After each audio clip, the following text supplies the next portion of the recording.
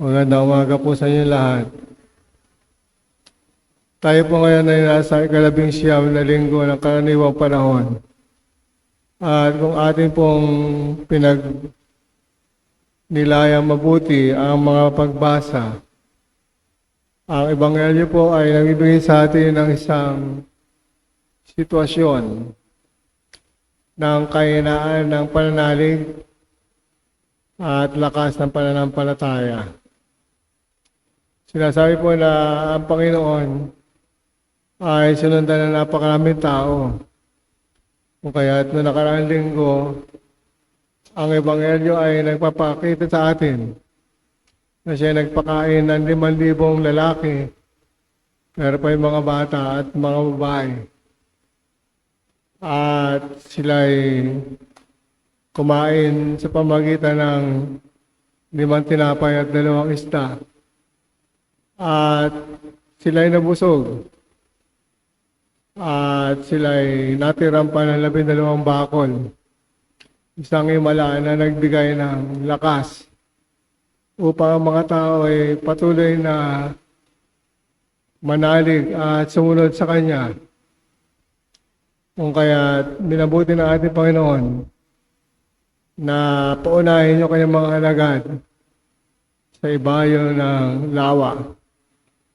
Nang sa gayon, makapanalangin siya at magkaroon ng pagkakataon para mga pagnilay. Ngunit sinasabi po na nung yung mga alagad ay nasa laot, ay dumating ang malakas na hangin at malalaking alon. Kung kaya sila'y sinasalpok nito. At natakot sila sapagkat sinabi na nakakita sila ng naglalakad sa ibabaw ng tubig. Siguro tayo man ang makasalubong na isang tao naglalakad sa ibabaw ng tubig o naglalakad sa ibabaw ng baha. Ay matatakot tayo. Ganyan nga nangyari, natakot yung mga alagad. Kala nila yung mga multo yung nakikita nila. Pero sinabi na po noon, huwag kayong matakot. Si Jesus ito. At para maniwala sila, sinabi ni Pedro, kung kayo talaga yan, paparihan ninyo ako sa ibabaw ng tubig. Sinabi ng Panginoon kay Pedro, halika. At si Pedro ay naglakad din sa ibabaw ng tubig, palapit sa Panginoon. Pero nung maramdaman niya yung malamig ang tubig, malamig ang hangin, ay natakot siya. At siya ay nag-alinlangan at lumubog. At siya ay sumigaw, Panginoon, sagipin niyo po ako. At sinabi ng Panginoon, bakit ka nag-alinlangan? Napakaliit ng iyong pananalig.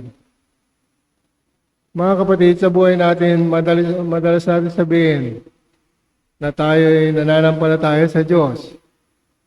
Pero kapag dumating po yung mga kagipitan, dumating yung mga pagsubok sa ating buhay, halimbawa tayo nagkasakit, o tayo ay naghirap, tayo nagutom, tayo nawala ng trabaho, tayo ay humarap sa mga maraming suliranin.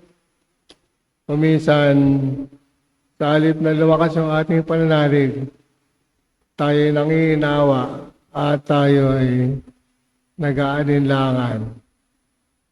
Kung kaya dumarating ang pagkakataon na tayo ay pinanghinaan ng loob. Kung kaya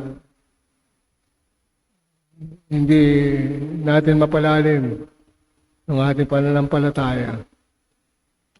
Mga kapatid, sinasabi po na hindi natin maiiwasan sa ating buhay yung mga pagkakataon na tayo ay maraming pinagdaraanan. Pero huwag tayo mag-alinlangan. Huwag tayo matakot. sapagkat ang lahat ng ito ay napagtagumpayan ng ating Panginoon. Siya nagtagumpay sa kasalanan, siya nagtagumpay maging sa kamatayan. Kung kaya't lahat ng ito ay patunay na siya ay mayroong kapangyarihan at siya ay tunay na tagapagligtas. Kung kaya tayo na naglalakbay sa mundong ito ay manalig at lakasin natin ang ating pananampalataya at pag-ibayuin natin yung ating ugnayan sa Kanya. Nang sa gayon, hindi tayo matatakot. Tulad ni Pedro na pinanghinaan ng loob kung kaya siya'y lumubog. Sa buhay po natin, lakasan natin ang ating pananampalataya. Ibigay natin ang pagtataya ng ating buhay sa Panginoon at tayo magkakaroon ng ganap na kaligtasan. Amen.